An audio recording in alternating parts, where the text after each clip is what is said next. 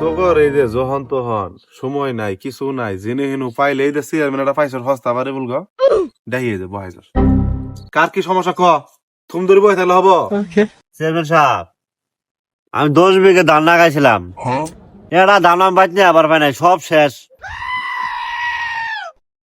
ও chairman সাহেব মিশা কথা কইলাইছিলাম 5 বিঘে তো লাগাইছিলাম আমি 5 বিঘে।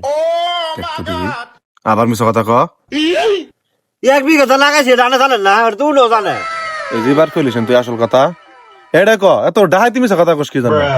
আচ্ছা তোরা দেখতেছি তোর কি সমস্যা তোরটা ক চেয়ারম্যান সাহেব আমরা জানি না আমি গরিব মানুষ অত করে খাই তাই তরকারি করে খাই 5 বিঘে নাই লাগাইছিলাম একটা নাইও নাই সব শেষ।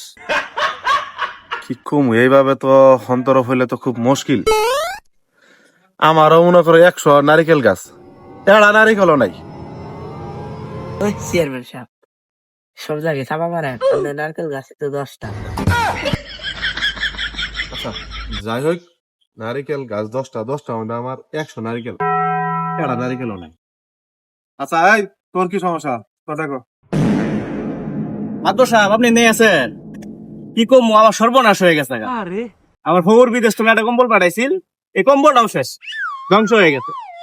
যাই হোক এখন সবার যে সমস্যা কথাগুলো শুনলাম আসামি এখন আমার মতামতে যেটা আহে বা আমি যে সিদ্ধান্ত উপনীত হইতাছি বাংলাদেশ দণ্ডবিধি 302 ধারা মোতাবেক আসামিরে 10 বছর বিনাশ্রম কারাদণ্ড দেওয়ার শেষে পরের দিন কেরামতের বাইত আসামির তোমরা সবাই ওই দিন ওই বাইত থাকবা।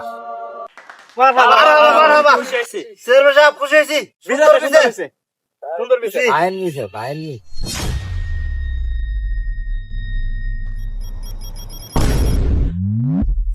শালা বাড়ি রে শালা খাইছে কি